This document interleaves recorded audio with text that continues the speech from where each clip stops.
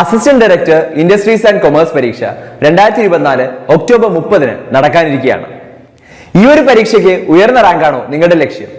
എന്നാൽ ഇതുവരെ പ്രിപ്പറേഷൻ ട്രാക്കിലേക്ക് കൊണ്ടുവരാൻ സാധിച്ചിട്ടില്ലേ? എങ്കിൽ ഇതാ നിങ്ങൾക്കായി tech PSC intensive online crash course batch ആരംഭിച്ചിരിക്കുകയാണ്. ടെക് PSCയുടെ എക്സ്പേർട്ട് ഫാക്കൽറ്റി ടീമിനൊപ്പം ഇന്ന് തന്നെ നിങ്ങൾക്കും നിങ്ങളുടെ പ്രിപ്പറേഷൻ ആരംഭിക്കാം. കേരളത്തിലെ ഏറ്റവും മികച്ച അധ്യാപകരുടെ റെക്കോർഡ് ക്ലാസുകൾ, live interactions, full syllabus based capsule notes and other study materials in PDF format. 5000-ലധികം topic wise multiple choice questions with detailed explanation. 20ഓളം PSC model mock ടെസ്റ്റുകൾ, doubt clearance and mentorship, interview guidance എന്നിവ അടങ്ങിയ ഈ ഒരു package നിങ്ങൾക്കും ഇന്ന് തന്നെ സ്വന്തമാക്കാം. അതും വെറും 999 എന്ന നിസ്സാരമായ പ്രൈസിൽ. അപ്പോൾ കൂടുതൽ വിവരങ്ങൾക്കും അഡ്മിഷൻ നേടുന്നതിനുമായി സ്ക്രീനിൽ കാണുന്ന നമ്പറിൽ നിങ്ങൾക്കും ഞങ്ങളെ ഇന്ന് തന്നെ കോൺടാക്ട് ചെയ്യാവുന്നതാണ്.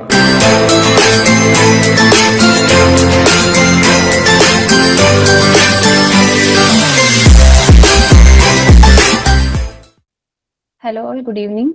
സോ നമ്മുടെ ഫിനാൻഷ്യൽ മാനേജ്മെന്റ് സെക്കൻഡ് ക്ലാസ് ആണ് ഇന്ന്. സോ കഴിഞ്ഞ ക്ലാസ്സിൽ നമ്മൾ ഈ ഒരു മൊഡ്യൂൾ ജസ്റ്റ് ഒന്ന് തുടങ്ങി വെച്ചല്ലേ, അതിന്റെ കുറച്ച് ഇമ്പോർട്ടന്റ് ആയിട്ടുള്ള തുടക്കത്തിലുള്ള കുറച്ച് പോർഷൻസ് നമ്മൾ കവർ ചെയ്തു. ജസ്റ്റ് ആ ഒരു സിലബസ് നിങ്ങൾക്ക് കാണിക്കാം, നമ്മുടെ ഇപ്പോൾ പ്രോഗ്രസ് എത്രയാന്നുള്ളത്. അപ്പൊ നമ്മൾ ഇത്രയും കാര്യങ്ങളാണ് പഠിച്ചത്. Concept of financial management, scope, objectives, functions, ഇത്രയും കാര്യങ്ങൾ നമ്മൾ പഠിച്ചു. ഓക്കെ, അപ്പൊ ഇൻട്രോഡക്ടറി ആയിട്ട് ഇപ്പൊ നിങ്ങൾക്ക് ഫിനാൻഷ്യൽ മാനേജ്മെന്റിനെ പറ്റി എന്താണെന്നുള്ളതൊക്കെ നിങ്ങൾക്ക് ഒരു ബേസിക് ഐഡിയ കിട്ടിയിട്ടുണ്ടാവും.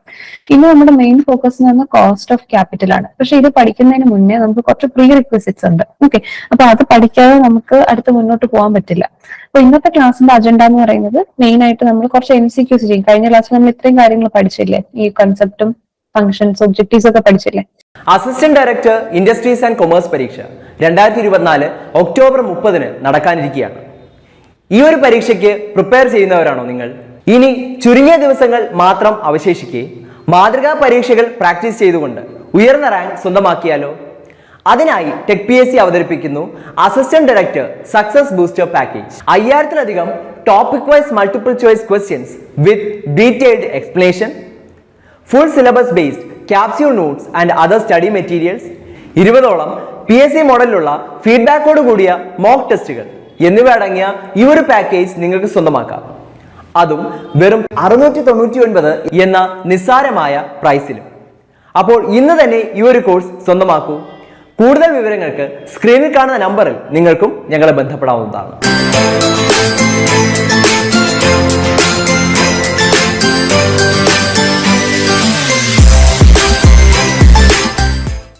ആണ്. ഓക്കെ, ലയബിലിറ്റീസ് പറയുമ്പോഴത്തേക്ക് ഞാൻ പറഞ്ഞു, നമുക്ക് ലയബിലിറ്റീസ് എന്ന് പറയുമ്പോൾ നമുക്ക് നല്ലതല്ല.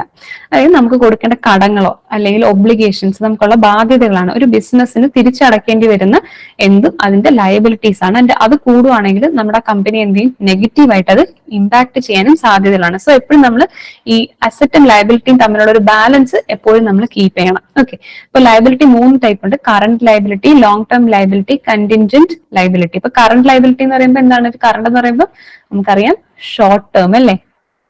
പിന്നെ അടുത്ത് വരുന്നത് ലോങ് ടേം ലയബിലിറ്റി. ഇപ്പൊ കറണ്ട് ലയബിലിറ്റി എന്ന് പറയുമ്പോൾ നമുക്ക് അടയ്ക്കേണ്ട, നമ്മളാണ് അങ്ങോട്ട് അടയ്ക്കുന്നത്. അസറ്റ് എന്ന് പറയുമ്പോൾ ചിലപ്പോൾ നമ്മുടെ കയ്യിലുള്ളതോ അല്ലെങ്കിൽ നമുക്ക് ഇങ്ങോട്ട് കിട്ടുന്നതോ ആയിരിക്കും. ലയബിലിറ്റി എന്ന് പറയുന്നത് നമുക്ക് അങ്ങോട്ട് കൊടുക്കേണ്ടത് ഡെപ്റ്റ് ആണ് അല്ലെ, തിരിച്ചടക്കേണ്ട പേയ്മെന്റ്സ് ആണ്. സോ ആ ലയബിലിറ്റി നമുക്ക് അടയ്ക്കേണ്ടത്, ആ ഡെപ്റ്റ് എന്ന് പറയുന്നത് 1 വർഷത്തിനകത്ത് നമുക്ക് തിരിച്ചടക്കേണ്ടതാണെങ്കിൽ we call it current liability. ഇനി 1 വർഷത്തിൽ കൂടുതൽ എടുത്ത് നമുക്ക് റീപേ ചെയ്യാനുള്ളതാണെങ്കിൽ അത് ലോങ് ടേം ലയബിലിറ്റി. ലോങ് ടേമിൽ നമുക്ക് അത്രയും ബാധ്യതയുണ്ട് അല്ലെ. അപ്പൊ ഒരു 5 വർഷത്തേക്ക് ലോൺ ഒക്കെ എടുത്ത് ആ 5 വർഷം തീരുന്നവരെ നമ്മൾ അടയ്ക്കണ്ടേ. അപ്പം അത് ലോങ് ടേമിലെ ലയബിലിറ്റി.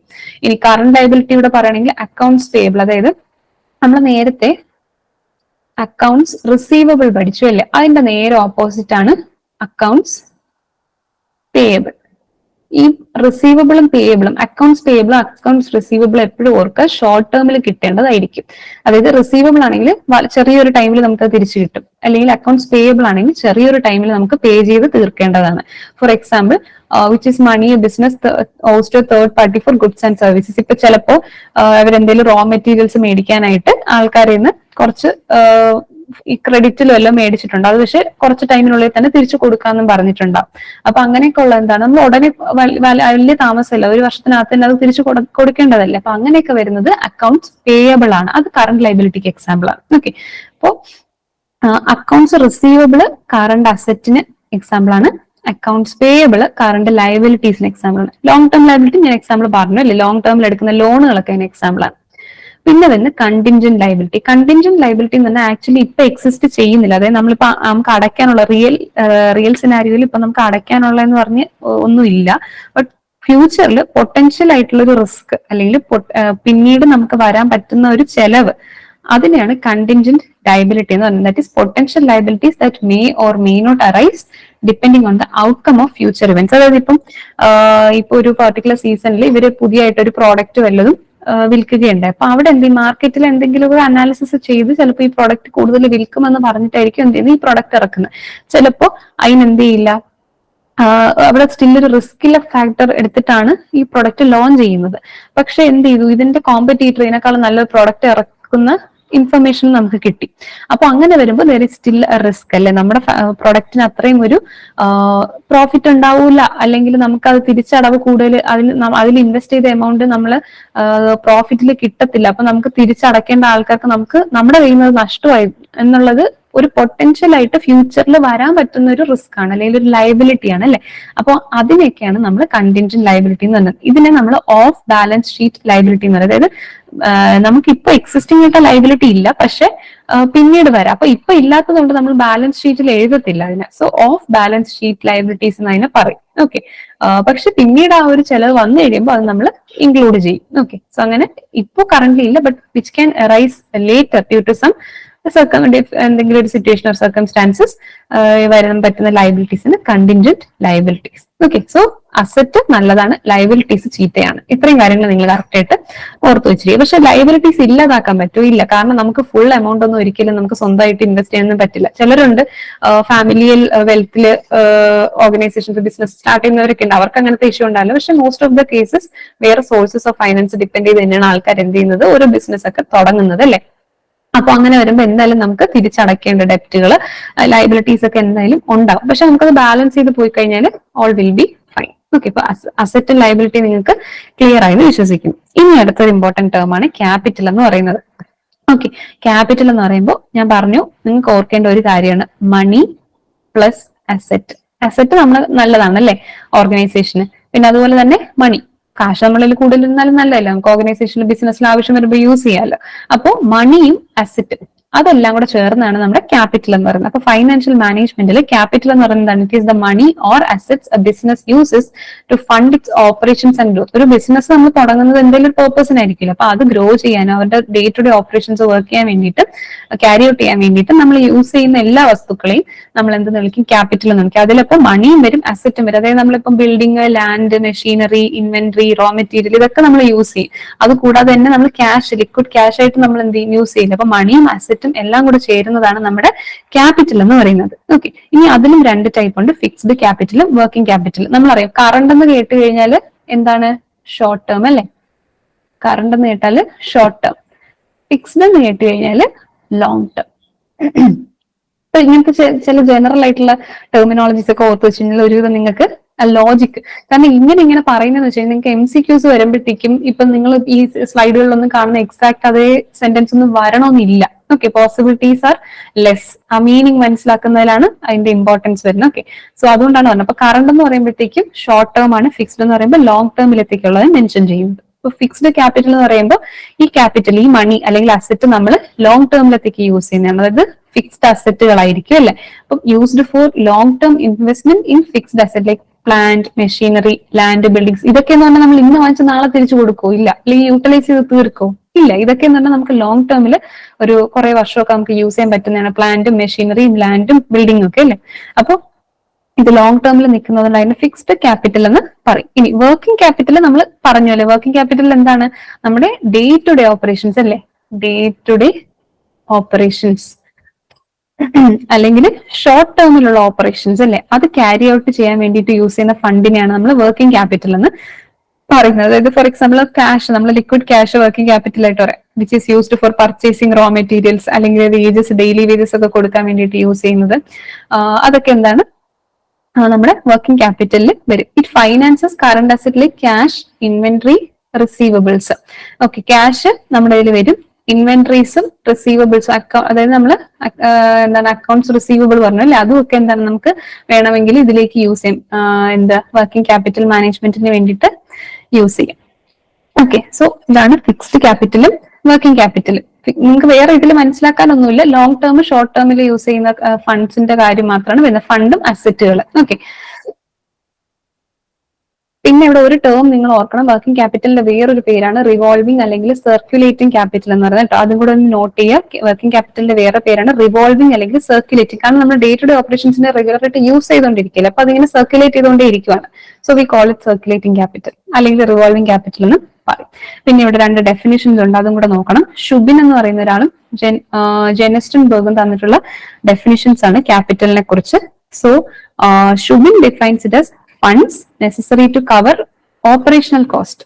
ഒരു ബിസിനസ്സിലുള്ള ഓപ്പറേഷണൽ കോസ്റ്റ് കവർ ചെയ്യാൻ യൂസ് ചെയ്യുന്ന ഫണ്ടാണ് എന്നാണ് ക്യാപിറ്റൽ എന്ന് ഷുബിൻ പറഞ്ഞിട്ടുണ്ടെങ്കിൽ, ജെനസ്റ്റൻ ബർഗ് പറഞ്ഞ എന്താണ്, അസറ്റ് എന്നാണ് അതിനെ വിളിച്ചത്. ഷുബിൻ ഫണ്ട് എന്ന് വിളിച്ചെങ്കിൽ Gerstenberg called it as asset. And asset എന്താണ്, that change form during normal business operations. Asset എന്താണ്, നോർമൽ ആയിട്ടുള്ള ബിസിനസ് ഡ്യൂറേഷൻസിൽ രൂപമാറ്റം വരുന്ന അസറ്റുകളാണ് ജെനസ്റ്റൻ ബർഗ് എന്ന് പറയുന്നത്. അസറ്റ് പറയുമ്പോൾ നമുക്ക് കുറെ ഉണ്ടല്ലേ, ക്യാഷ് ഉണ്ട്, ഇപ്പൊ പറഞ്ഞു ലോങ് ടേമിൽ ചിന്തിക്കണമെങ്കിൽ പ്ലാന്റ്, മെഷീനറി, ലാൻഡ് ഒക്കെ ഉണ്ട് അല്ലെ. ഇതൊക്കെ നമുക്ക് എന്താണ് വേറൊരു ഫോമിലോട്ട് മാറുവാണ്. ഇപ്പം നമ്മളിപ്പോ മെഷീനറി ആണെങ്കിൽ അതിൽ കൂടെ റോ മെറ്റീരിയൽസ് കടത്തിയിട്ട് നമുക്ക് പുതിയൊരു പ്രൊഡക്റ്റ് ആയിട്ട് കിട്ടുന്നുണ്ടല്ലേ. So there is a transformation happening between these അസറ്റുകൾ.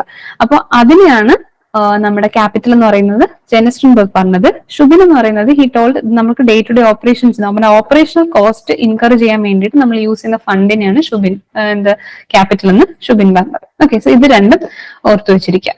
Okay, so ഇതാണ് ക്യാപിറ്റലിനെ പറ്റിയുള്ള കാര്യങ്ങൾ. ഇനി നമുക്ക് പഠിക്കേണ്ട ഒരു 2-3 ടേംസ് ആണ് ഫൈനാൻഷ്യൽ മാർക്കറ്റും പിന്നെ വരുന്നത് ക്യാപിറ്റൽ മാർക്കറ്റും. ഓക്കെ, ഈ ടേംസ് ഒക്കെ ചിലപ്പോൾ ഇടയ്ക്കിടയ്ക്ക് ഇങ്ങനെ വരാം. സോ അതുകൊണ്ടാണ് ഈ ഒരു ടേം എന്താണെന്നുള്ളത് നിങ്ങളൊന്ന് അറിഞ്ഞിരിക്കാം. നമുക്ക് ഫിനാൻഷ്യൽ മാർക്കറ്റ് എന്ന് പറയുമ്പോൾ സാധാരണ ഒരു മാർക്കറ്റ് എന്താ, നമുക്ക് അവിടെ 2 ടൈപ്പ് ആൾക്കാരുണ്ട്. എന്തെങ്കിലും വിൽക്കാനിരിക്കുന്ന ഒരാളും കാണും, അത് മേടിക്കാൻ ഒരാളും വരും അല്ലെ. സാധാരണ ഒരു മാർക്കറ്റിൽ പച്ചക്കറി ആകട്ടെ, മീനാകട്ടെ, അങ്ങനെ ഒരു മാർക്കറ്റിൽ ജനറലി ഒരു മാർക്കറ്റ്. അപ്പോൾ അവിടെ ഒരാൾക്ക് ഒരാളുടെ ആവശ്യം നിറവേറ്റാനായിട്ട് വരുന്നതാണ് അല്ലെ. അവരുടെ ആവശ്യം, അവർക്ക് എന്തെങ്കിലും പച്ചക്കറി മേടിക്കണം, പലവ്യഞ്ജനം മേടിക്കണം, അങ്ങനെ എന്തെങ്കിലും ആയിരിക്കും വരുന്നത്. ഇനി ചിലരെന്ന് പറഞ്ഞാൽ അവരുടെ ഡേ ടു ഡേ എക്സ്പെൻസസിന് വേണ്ടിയിട്ട് പ്രോഫിറ്റ് ഉണ്ടാക്കാൻ വേണ്ടിയിട്ട് സാധനം വിറ്റ് പ്രോഫിറ്റ് ഉണ്ടാക്കി ജീവിക്കാൻ വേണ്ടിയിട്ട് അവിടെ വരുന്ന കുറച്ച് ആൾക്കാരുണ്ട്. അപ്പൊ ഇവിടെ എന്താണ്, ഇവിടെ നമ്മൾ സാധാരണ ഒരു മാർക്കറ്റിൽ സാധനങ്ങൾ വിൽക്കുന്നു, അതിലൂടെ പൈസ എന്ത് ചെയ്യുന്നു, ട്രാൻസ്ഫറിങ് നടക്കുന്നു. സെയിം കൺസെപ്റ്റ് തന്നെയാണ് ഫിനാൻഷ്യൽ മാർക്കറ്റ്. ഫിനാൻഷ്യൽ മാർക്കറ്റിൽ നമ്മൾ ഇങ്ങനെ സാധനങ്ങൾ, പച്ചക്കറി ഒന്നും മേടിക്കത്തില്ല എന്നേ ഉള്ളൂ. നമ്മളിവിടെ എന്തായിരിക്കും, ഇവിടെ നടക്കുന്ന ട്രാൻസ്ഫർ എന്ന് പറഞ്ഞാൽ ഫുള്ളി ഫൈനാൻഷ്യൽ ഇൻസ്ട്രുമെന്റ്സിന്റെ ട്രാൻസ്ഫറിങ് ആയിരിക്കും. ഫൈനാൻഷ്യൽ ഇൻസ്ട്രുമെന്റ്സ് ഒക്കെ കുറെ നമ്മൾ പറഞ്ഞില്ലേ, ഷെയർസ് ഉണ്ട്, ഡിബെഞ്ചേഴ്സ് ഉണ്ട്, ബോണ്ട് ഉണ്ട്, ലോൺസ് ഉണ്ട്, ഇങ്ങനെ കുറെ നമ്മൾ പറഞ്ഞിട്ടുണ്ട് അല്ലെ. അപ്പൊ ഇതൊക്കെ എന്താണ്, ഇതൊക്കെ നമ്മൾ ആവശ്യാനുസരണം ബോറോവറും സേവറും, അതായത് ആവശ്യം, ബോറോവർ എന്ന് പറയുന്നത് നമ്മൾ ആവശ്യമുള്ള ആൾ, ഇപ്പം മാർക്കറ്റിൽ സാധനം മേടിക്കാൻ പോകുന്ന ആളല്ല, അതാണ് ബോറോവർ അല്ലെ. അവർ പോയി സാധനം മേടിക്കുന്നു. സേവർ എന്ന് പറഞ്ഞാൽ എന്താണ്, അതിലൂടെ സേവിങ്സ് കൂട്ടാനായിട്ട്, അതിൽ കൂടെ പ്രോഫിറ്റ് ഉണ്ടാക്കാൻ ആഗ്രഹിക്കുന്നത്. അപ്പൊ ഇവർക്കൊരു മീഡിയം പോലെ, ഇവരുടെ ഒരു ട്രാൻസാക്ഷന് വേണ്ടിയിട്ട് ഒരു മീഡിയമായിട്ട് ആക്ട് ചെയ്യുന്നതാണ് മാർക്കറ്റ്, നമ്മുടെ ഫൈനാൻഷ്യൽ മാർക്കറ്റ്. അപ്പൊ ഇവിടെ എന്ന് പറഞ്ഞാൽ നമ്മൾ എക്സ്ചേഞ്ച് ചെയ്യുന്ന എന്താണ്, ഫൈനാൻഷ്യൽ ഇൻസ്ട്രുമെന്റ്സ് ആണ്. അതായത് ഒരു കമ്പനി ഷെയർ വിൽക്കുന്നുണ്ടെങ്കിൽ അത് വാങ്ങിക്കാൻ ഇൻവെസ്റ്റേഴ്സ് വരും അല്ലെ, ഇൻവെസ്റ്റേഴ്സ് ഉണ്ടാവും. അതിൽ ഡിബെഞ്ചേഴ്സും ബോണ്ട്സ് ഇഷ്യൂ ചെയ്യും, ബാങ്കുകളിൽ ലോൺ കൊടുക്കും, അത് വാങ്ങാൻ ആവശ്യമുള്ള വേറെ ഓർഗനൈസേഷൻസ് അല്ലെങ്കിൽ ബിസിനസ്സിലെ ആൾക്കാരുണ്ടാവും അല്ലെ. അപ്പൊ അങ്ങനെ ഒരു ട്രാൻസാക്ഷൻ നടക്കുന്ന ആ ഒരു സ്പേസിനെയാണ് നമ്മൾ ഫൈനാൻഷ്യൽ മാർക്കറ്റ് എന്ന് വിളിക്കുന്നത്. ഓക്കെ, സോ ഇത് സിമ്പിൾ അല്ലേ, വേറെ ഒന്നും അതിൽ മനസ്സിലാക്കാനൊന്നുമില്ല. Okay, what is a financial market, ഇത്രയേ ഉള്ളൂ. ഇനി ഈ ഫൈനാൻഷ്യൽ മാർക്കറ്റിന് നമുക്ക് 2 ആയിട്ട് തിരിക്കാം. ഫൈനാൻഷ്യൽ മാർക്കറ്റ് 2 ആയിട്ട് തിരിക്കാമെന്ന് പറഞ്ഞാൽ അതിൽ 2 കമ്പണൻസ് ആയിട്ട് നമുക്ക് പറയാം. ഒന്നാണ് മണി മാർക്കറ്റ്, മണി മാർക്കറ്റ്, ഒന്ന് ക്യാപിറ്റൽ മാർക്കറ്റ്. ഓക്കെ, അപ്പൊ മണി മാർക്കറ്റ് ഇവിടെ വേറെ ഒന്നുമല്ല, നമ്മൾ ഈ മണി മാർക്കറ്റും ക്യാപിറ്റൽ മാർക്കറ്റ് എന്ന് പറഞ്ഞ ഫൈനാൻഷ്യൽ മാർക്കറ്റിനെ സ്പ്ലിറ്റ് ചെയ്തിരിക്കുന്നത്. രണ്ടും ഫൈനാൻഷ്യൽ മാർക്കറ്റ് തന്നെയാണ്. അതായത് ഫിനാൻഷ്യൽ ഇൻസ്ട്രുമെന്റ്സിന്റെ ട്രാൻസാക്ഷൻ നടക്കുന്ന സ്ഥലം അല്ലെങ്കിൽ ആ ഒരു സ്പേസ്. അപ്പോ ഇവിടെ എന്ന് പറഞ്ഞാൽ നമ്മള് ഈ ഫൈനാൻഷ്യൽ ഇൻസ്ട്രുമെന്റ്സിന്റെ ട്രാൻസാക്ഷൻ പീരീഡ് എന്ന് പറഞ്ഞാൽ 1 ഇയർ ആണ്. അതായത് ഒരാൾ കൊടുത്തു, അത് തിരിച്ചടക്കേണ്ട ഒരു ബാധ്യത ഉണ്ടാവുമല്ലോ മോസ്റ്റ് ഓഫ് ദ ടൈം. അപ്പോൾ അല്ലെങ്കിൽ അതിനൊരു പ്രോഫിറ്റ് പെർസെന്റേജ് കൊടുക്കുന്നതോ അങ്ങനെ എന്തെങ്കിലും ഒരു കണക്ഷൻ ഉണ്ടാവുമല്ലോ, നമ്മൾ കൊടുക്കുന്നതും വാങ്ങുന്നതിനിടയിൽ ഒരു ബോണ്ട് ഉണ്ടാവുമല്ലോ. സോ അത് ഫുൾഫിൽ ചെയ്യാനുള്ള ടൈം പീരീഡ് എന്ന് പറയുന്നത്, അല്ലെങ്കിൽ ഒരു മെച്യൂരിറ്റി പീരീഡ് എന്ന് വേണമെങ്കിൽ പറയാം, അതെന്ന് പറയുന്നത് ജനറലി ഒരു 1 ഇയർ വരെ. 1 ഇയർ വരെ എന്ന് പറയുമ്പോൾ 1 ഇയറിന് താഴെ വരെ, അങ്ങനെ ചെറിയൊരു ടൈം പീരീഡിന് വേണ്ടിയിട്ട് നമ്മൾ കൺസിഡർ ചെയ്യുമ്പോൾ അതിനെ മണി മാർക്കറ്റ് എന്നും. 1 ഇയറിൽ കൂടുതൽ 5 വർഷവും 10 വർഷവും 20-25 വർഷവും ഒക്കെ പോകുന്ന രീതിയിലുള്ള ട്രാൻസാക്ഷൻസ് നടക്കുന്നിടത്താണ് നമ്മൾ ക്യാപിറ്റൽ മാർക്കറ്റ് എന്ന് പറയുന്നത്. അല്ലെങ്കിൽ നമ്മൾ സിംപ്ലി പറഞ്ഞാൽ നമ്മുടെ സ്റ്റോക്ക് മാർക്കറ്റ് ഓർത്താൽ മതി, അത് നമ്മൾ ക്യാപിറ്റൽ മാർക്കറ്റിന് എക്സാമ്പിൾ എന്ന് പറയാം. ഓക്കെ, അപ്പൊ ലോങ് ടേമിൽ നമുക്ക് ആ ഒരു ട്രാൻസാക്ഷൻ നടക്കുന്ന ഫിനാൻഷ്യൽ ഇൻസ്ട്രുമെന്റിന്റെ മെച്യൂരിറ്റി പീരീഡ് ആണെങ്കിൽ, ലോങ് ടേമിലാണെങ്കിൽ അത് ക്യാപിറ്റൽ മാർക്കറ്റും മറ്റേത് മണി മാർക്കറ്റ്. അപ്പൊ വേഗം നമുക്ക് ഇവിടെ കുറച്ച് പോയിന്റ്സ് കൊടുത്തിട്ടുണ്ട്, അതും കൂടെ ഒന്ന് നോക്കാം, ഇവർ തമ്മിലുള്ള ഒരു വ്യത്യാസം. ഓക്കെ, ഡെഫിനിഷൻ പറഞ്ഞിട്ടുള്ളത് part of financial market where lending and borrowing takes place for short term up to the 1 year. അപ്പൊ ഇവിടുത്തെ ട്രാൻസാക്ഷന്റെ വാലിഡിറ്റി എന്ന് പറയുന്നത് മാക്സിമം 1 ഇയർ ആണ്. അപ്പൊ ഇവിടെ വരുമ്പോ എന്താണ്, സെയിം ആണ്, part of financial market where lending borrowing നടക്കും, മീഡിയം ടേമും ലോങ് ടേമും ആയിരിക്കും. ഈ 1 ഇയറിനെക്കാളും കൂടുതലായിരിക്കും അല്ലെ, 1 ഇയറിനെക്കാളും കൂടുതൽ. അപ്പൊ അത് 1 to 3 to 5 ഇയേഴ്സ് ഒക്കെ വരുമ്പോൾ ഒരു മീഡിയം ആയിട്ട് പറയാം. അതിലും കൂടുതൽ വരുമ്പോഴാണ് വെരി ലോങ് ടേം എന്ന് പറയുന്നത്. ഓക്കെ, ഇനി ഇവിടെ നമ്മൾ ഈ ഒരു ഫിനാൻഷ്യൽ ട്രാൻസാക്ഷൻ നടത്താൻ യൂസ് ചെയ്യുന്ന ഇൻസ്ട്രുമെന്റ്സ് ഏതൊക്കെയാണ്, ഫിനാൻഷ്യൽ ഇൻസ്ട്രുമെന്റ് ഏതൊക്കെയാണ്, promissory note, bills of exchange, commercial paper, T bill അല്ലെങ്കിൽ ട്രഷറി ബിൽസ്, കോൾ മണി എന്ന് പറയുമ്പോഴത്തേക്ക് നമ്മള് ഇപ്പം പൊതുവെ എന്ന് പറഞ്ഞു കഴിഞ്ഞാൽ ഈ പെട്ടെന്ന് തന്നെ നമുക്ക് അറേഞ്ച് ചെയ്യാൻ പറ്റുന്ന മണിയാണ് ഈ call money. Like over the call നമുക്ക് ഒരാളെ കൺസൾട്ട് ചെയ്ത് കഴിഞ്ഞാൽ നമുക്ക് മണി കിട്ടും. പക്ഷെ അത് കൂടുതൽ ദിവസത്തേക്കൊന്നും ആയിരിക്കില്ല, മോസ്റ്റ് പ്രോബ്ലി ഒരു ദിവസം അത്യാവശ്യത്തിന് വേണ്ടിയിട്ട് നമ്മൾ മേടിക്കുന്നതായിരിക്കും. നിങ്ങൾക്ക് ഇപ്പം ഒരു ഇൻഡിവിജ്വൽ ലെവലിൽ ചിന്തിച്ചു കഴിഞ്ഞാൽ ഇപ്പൊ നിങ്ങൾക്ക് പെട്ടെന്ന് ഒരു അത്യാവശ്യമാണ്, നിങ്ങൾ നിങ്ങളുടെ ഫ്രണ്ടിന്റെ അടുത്ത് വിളിച്ചെന്ത് ചെയ്യും, ആ കാശ് മേടിക്കും, അവരെന്ത് ചെയ്യും, നിങ്ങൾക്ക് ഓൺലൈൻ അയച്ചു തരും. നിങ്ങൾ അത് യൂസ് ചെയ്തിട്ട് പെട്ടെന്ന് തന്നെ എന്ത് ചെയ്യും, ആ ആവശ്യം കഴിയുമ്പോഴത്തേക്കും വേറെ എവിടെന്നെങ്കിലും നിങ്ങളുടെ കയ്യിലുള്ളതോ അല്ലെങ്കിൽ അത് കിട്ടുമ്പോൾ നിങ്ങൾ ഉടനെ തന്നെ അത് തിരിച്ചു കൊടുക്കും അല്ലേ. അത് ചിലപ്പോൾ അവർ ചോദിക്കുമ്പോൾ കൊടുക്കും, അല്ലെങ്കിൽ നിങ്ങൾക്ക് കിട്ടുമ്പോൾ ഉടനെ തന്നെ തിരിച്ചു കൊടുക്കും. ആ ഒരു രീതിയിലുള്ള ട്രാൻസാക്ഷൻ ഈ കോൾ മണി എന്ന് പറഞ്ഞാൽ അതിപ്പം ഒരു ഓർഗനൈസേഷൻ, ഒരു ബിസിനസ് പെർസ്പെക്ടീവിൽ നോക്കിയാലും നമുക്ക് പറയാമല്ലോ, ഒരു ബിസിനസ് ആവശ്യത്തിന് പെട്ടെന്ന് ആവശ്യത്തിന് പെട്ടെന്ന് എവിടെന്നെങ്കിലും അറേഞ്ച് ചെയ്തിട്ട് ഇവർ കൊടുക്കുന്നു. അതിന് പിന്നെ ഇൻട്രസ്റ്റും കാര്യങ്ങളൊന്നും ഇല്ല, നമ്മൾ വാങ്ങുന്നു അതുപോലെ അങ്ങ് കൊടുക്കുന്നു, അത്രേ ഉള്ളൂ. സോ അങ്ങനെയൊക്കെ ഉള്ള കാര്യങ്ങളാണ് ഷോർട്ട് ടേം. കണ്ട് അതൊക്കെ എന്ന് പറഞ്ഞാൽ ഷോർട്ട് ടേം ആണ്. ഈ ട്രഷറി ബില്ലും ഒക്കെ നമ്മൾ എന്താണ്, കമേഴ്ഷ്യൽ പേപ്പർ ഒക്കെ നമ്മൾ പഠിക്കുന്നുണ്ട് കേട്ടോ, അപ്പോഴും നിങ്ങൾക്ക് കുറച്ചുകൂടെ ഒരു ഐഡിയ കിട്ടും. അപ്പോൾ ഇതൊക്കെ എന്ന് പറഞ്ഞാൽ പെട്ടെന്ന് നമ്മൾ എക്സ്ചേഞ്ച് ചെയ്ത് നമുക്ക് അതിന്റെ വാലിഡിറ്റി കഴിയും പെട്ടെന്ന് തന്നെ. ഓക്കെ, സോ അങ്ങനത്തെ ഇൻസ്ട്രുമെന്റ്സ് ഇൻവോൾവ് ചെയ്യുന്നതാണ് മണി മാർക്കറ്റ് വരുന്നത്. അപ്പൊ നമ്മൾ ക്യാപിറ്റൽ മാർക്കറ്റിൽ ഏതൊക്കെ ആയിരിക്കും, equity shares, debenture, bond, preference shares ഒക്കെ എന്താണ് ക്യാപിറ്റൽ മാർക്കറ്റിൽ വരുന്നതാണ്. ഓക്കെ, അപ്പോൾ ഈ ഷെയർസ് ഒക്കെ എന്ന് പറഞ്ഞു കഴിഞ്ഞാൽ നമ്മളൊരു കമ്പനി ഇഷ്യൂ ചെയ്ത് കഴിഞ്ഞാൽ ആ കമ്പനിയുടെ അവസാനം വരെ എന്ത് ചെയ്യും, അവര് മോസ്റ്റ് ഓഫ് ദ ടൈം വെച്ചിരിക്കും. ചിലപ്പോൾ അവര് തിരിച്ചെടുക്കാൻ ചാൻസ് ഉള്ളതെന്ന് വെച്ച് കഴിഞ്ഞാൽ അവരുടെ തിരിച്ചെടുക്കുക എന്ന് പറയുന്ന ഒരു സ്റ്റേറ്റ് എത്തുവാണെങ്കിൽ അവർ നഷ്ടത്തിലായിരിക്കും, അതായത് ആ കമ്പനി വൈൻഡ് അപ്പ് ചെയ്യേണ്ട സിറ്റുവേഷനിലോട്ട് എത്തിയിട്ടുണ്ടാവും. അപ്പൊ മോസ്റ്റ് ഓഫ് ദ ടൈം അത് ലോങ് ടേമിൽ അവരുടെ എക്സിസ്റ്റൻസ് വരെയും അത് കണ്ടിന്യൂ ചെയ്യുന്നതാണ് ഈ shares, debenture, bond, preference shares ഒക്കെ കേട്ടോ. ഈ പേരുകൾ കേട്ട് നിങ്ങൾ ഇപ്പോൾ ഒന്നും പേടിക്കേണ്ട, നമ്മളൊരു സെക്ഷൻ തന്നെ പഠിക്കുന്നുണ്ട്, സോഴ്സസ് ഓഫ് ഫൈനാൻസ്. അത് പഠിക്കാതെ നമുക്ക് ഫൈനാൻഷ്യൽ മാനേജ്മെന്റ് ഒന്നും പഠിക്കാൻ പറ്റത്തില്ല. അപ്പൊ ചെറിയൊരു ഐഡിയ നിങ്ങൾക്ക് ഷെയർസ്, പ്രിഫറൻസ് ഷെയർ ഒക്കെ നിങ്ങൾ കേട്ടിട്ടുണ്ടാവുമല്ലോ, ഡിബെഞ്ചറും ഒക്കെ ഞാൻ ജസ്റ്റ് ഫസ്റ്റ് എക്സാമ്പിൾ ഒന്ന് പറഞ്ഞിട്ടുണ്ട്. അപ്പൊ ഒരു പരിചയം മാത്രം വെച്ചിരുന്നാൽ മതി. ഇവിടെ നിങ്ങൾ മണി മാർക്കറ്റും ക്യാപിറ്റൽ മാർക്കറ്റിന്റെ മീനിങ് ഒന്ന് മനസ്സിലാക്കിയാൽ മതി കേട്ടോ. അപ്പൊ നിങ്ങൾ അടുത്ത സോഴ്സ് ഓഫ് ഫൈനാൻസ് പഠിച്ചു കഴിഞ്ഞാൽ നിങ്ങൾക്ക് ക്ലിയർ ആവും. മെച്യൂരിറ്റി പീരീഡ് പറഞ്ഞിട്ടുണ്ട്. Maturity period is generally up to 1 ഇയറും. ഇവിടെ maturity of capital market instrument is longer and they do not have a stipulated time frame. അങ്ങനെ ടൈം ഫ്രെയിം കൊടുത്തിട്ടുണ്ടാവില്ല. ഈ ഷെയർ, ഇക്വിറ്റി ഷെയർ ഒക്കെ അവർ ഇഷ്യൂ ചെയ്ത് കഴിഞ്ഞാല് അതിപ്പം ആ കമ്പനി ഉള്ള കാലവും എന്ത് ചെയ്യും, ഉണ്ടാവും അല്ലേ. അപ്പോ അങ്ങ് നമുക്ക് സ്റ്റിപ്പുലേറ്റഡ് ടൈം എന്നൊന്നും പറയാൻ പറ്റില്ല. ഇനി പറഞ്ഞാൽ തന്നെ അതൊരു ലോങ്ങർ ടേം ആയിരിക്കും. ഞാൻ പറഞ്ഞ ഒരു 20 വർഷം 25 വർഷം ഒക്കെ പോകാൻ ചാൻസ് ഉണ്ട്. റിസ്ക് ഫാക്ടർ പറഞ്ഞിട്ടുണ്ട്. Since the market is liquid, maturity is less than 1 year, risk involve is low and return in the money market is also low. അപ്പൊ ഇവിടെ എന്ന് പറഞ്ഞാൽ നമ്മളിപ്പോ ഈ ഒരു ട്രാൻസാക്ഷൻ നടത്തി മണി മാർക്കറ്റിൽ ചെറിയൊരു ടൈം പീരീഡ് എത്തേക്കല്ലോ കൊടുത്തുള്ളൂ. അപ്പൊ നമ്മൾ പെട്ടെന്ന് തിരിച്ചു കിട്ടും എന്നുള്ളത് കൊണ്ട് തന്നെ നമ്മൾ എന്ത് ചെയ്യും, ഇതിൽ അധികം പലിശയൊന്നും ചോദിക്കത്തില്ല. അപ്പൊ നമുക്ക് എന്താ, ഇപ്പൊ നമ്മൾ കൊടുക്കുന്ന ആൾക്ക് വലിയ റിട്ടേൺസ് ഉണ്ടാവില്ല, ചെറിയ പലിശയ്ക്കല്ലേ കൊടുക്കത്തുള്ളൂ. Like for a small period of time ആയതുകൊണ്ട് നമ്മൾ മോസ്റ്റ് ഓഫ് ദ ടൈം അങ്ങനെ കൊടുക്കാറുള്ളൂ, ചെറിയ ഇൻട്രസ്റ്റിൽ. അപ്പൊ റിട്ടേൺസ് എന്ന് പറയുന്നത് നമുക്ക് ഭയങ്കര ലോ ആണ് ഈ മണി മാർക്കറ്റിന്റെ കേസ് വരുമ്പോൾ. പിന്നെ അതുപോലെ തന്നെ പെട്ടെന്ന് തിരിച്ചു കിട്ടും. അപ്പൊ നമുക്ക് പേടിക്കണ്ട. ഇപ്പൊ ഒരു 5 വർഷത്തേക്ക് ശേഷം തിരിച്ചു കിട്ടുന്ന സാധനമാണെങ്കിൽ നമുക്കൊരു അൺസർട്ടനിറ്റി ഉണ്ടല്ലേ, അപ്പൊ അതിലൊരു റിസ്ക് ഫാക്ടർ ഉണ്ട്. പക്ഷെ ഇതെന്ന് പറഞ്ഞാൽ 1 വർഷത്തിനകത്ത് ഉടനെ തന്നെ തിരിച്ചു കിട്ടില്ല. അപ്പൊ അതുകൊണ്ട് തന്നെ അതിന് റിസ്ക് കുറവാണ്, റിട്ടേൺസും കുറവാണ്.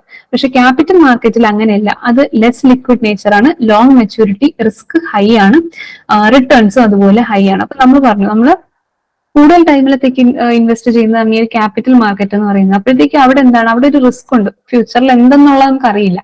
അവിടെ റിസ്ക്കും ഹൈ ആണ്, പക്ഷെ പ്രോഫിറ്റ് കിട്ടിക്കഴിഞ്ഞാൽ അത്രയും വർഷം കഴിയുമ്പോൾ നല്ലൊരു എമൗണ്ട് ഓഫ് പ്രോഫിറ്റ് കിട്ടും. റിട്ടേൺസും കമ്പാരിറ്റീവ്ലി ഹൈ ആണ്. ഓക്കെ, സോ ഇത്രയും കാര്യങ്ങളാണ് മണി മാർക്കറ്റും ക്യാപിറ്റൽ മാർക്കറ്റിൽ നിങ്ങൾക്ക് നോക്കേണ്ടത്. ഇപ്പൊ നിങ്ങൾക്ക് financial market, money market, capital market ഇത്രയും ഒരു ജസ്റ്റ് ഒരു ഐഡിയ കിട്ടുന്നു. അപ്പൊ ഇവിടെയൊക്കെ എന്ന് പറഞ്ഞാൽ നിങ്ങൾക്ക് ഈ പറഞ്ഞിട്ടുള്ള പോയിന്റ്സിന് ഇവിടെ നിന്ന് ക്വസ്റ്റ്യൻസ് വരാൻ ചാൻസ് ഉള്ളത് ക്യാപിറ്റൽ മാർക്കറ്റ്, മണി മാർക്കറ്റ് എന്തൊക്കെയാണെന്നുള്ളതിന്റെ ഡെഫിനിഷൻസ്, ഈ ഒരു ടേം മെച്യൂരിറ്റി ടൈം, പിന്നെ അവിടെ ഇൻവോൾവ് ആയിട്ടുള്ള ഇൻസ്ട്രുമെന്റ്സ്, അതൊക്കെ എന്നിട്ട് ചോദിക്കാൻ ചാൻസ് ഉള്ളൂ. ഇത്രയും പോയിന്റ്സ് ഒന്ന് നിങ്ങൾ ഓർത്താൽ.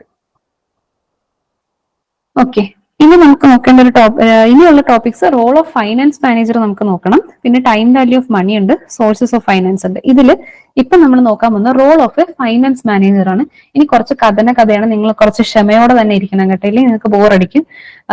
അപ്പൊ നിങ്ങൾക്ക് ഇവിടെ കുറെ കാര്യങ്ങൾ ജസ്റ്റ് ഇങ്ങനെ പോയിന്റ്സ് പോലെ ഞാൻ നോട്ട് ചെയ്തിട്ടുണ്ട്. പക്ഷെ എന്നാലും ഞാൻ ആ പറഞ്ഞ പോയിന്റ് റിപ്പീറ്റ് ചെയ്യണം. ഇവിടുത്തെ പോയിന്റ്സ് ഒന്നും നിങ്ങൾ കാണാൻ പഠിക്കേണ്ട ആവശ്യമില്ല, ജസ്റ്റ് ഒരു ലോജിക് വെച്ച് മനസ്സിലാക്കുക. ഓക്കെ, അപ്പൊ നമ്മൾ ഇത്രയും നേരം കുറെ ഡിസിഷൻസ്, കുറെ ഫിനാൻഷ്യൽ കാര്യങ്ങൾ ഇങ്ങനെ ചുമ്മാ പറഞ്ഞു, കുറെ കാര്യങ്ങൾ പറഞ്ഞു അല്ലേ. അപ്പൊ അതെല്ലാം ഒരു ഓർഗനൈസേഷൻ എടുത്തു കഴിഞ്ഞാൽ ആ വർക്ക് എല്ലാം ചെയ്യുന്ന ഒരാളാണ് ഫിനാൻസ് മാനേജർ എന്ന് ആലോചിച്ചാൽ മതി. അപ്പൊ അതായത് നിങ്ങൾ ഈ ഫിനാൻസിന്റെ മൊഡ്യൂളിൽ കുറെ കാര്യങ്ങൾ പഠിക്കും.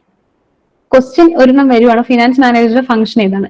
ഈ മൊഡ്യൂളിൽ പഠിച്ച ഏതൊരു ഫംഗ്ഷനും അല്ലെങ്കിൽ എന്തൊരു വർക്കും എന്തൊരു പ്രോസസ്സും എടുത്തിട്ടിട്ട് അത് ഇന്ന ആളുടെ ഫിനാൻസ് മാനേജറിന്റെ ഫംഗ്ഷൻ ആണെന്ന് ചോദിച്ചാൽ യെസ് ആണ്, അത്ര ആലോചിച്ചാൽ മതി. ഓക്കെ, സോ അതിന് വേണ്ടിയിട്ട് ജസ്റ്റ് ഒന്ന് ഒരു ഡിസ്കഷൻ പോലെ വെക്കാൻ വേണ്ടിയിട്ടാണ് ഞാൻ 1-2 കാര്യങ്ങളോട് വെച്ചിട്ടുണ്ട്. കുറച്ച് പോയിന്റ്സ് ഉണ്ട്. ഓക്കെ, സോ അത് ഞാനൊന്ന് പറയുവാണ്. നിങ്ങൾ കേട്ട പോയിന്റ്സ് റെപ്പിറ്റേഷൻ ആയിട്ടൊക്കെ തോന്നും, but ya please bear with me.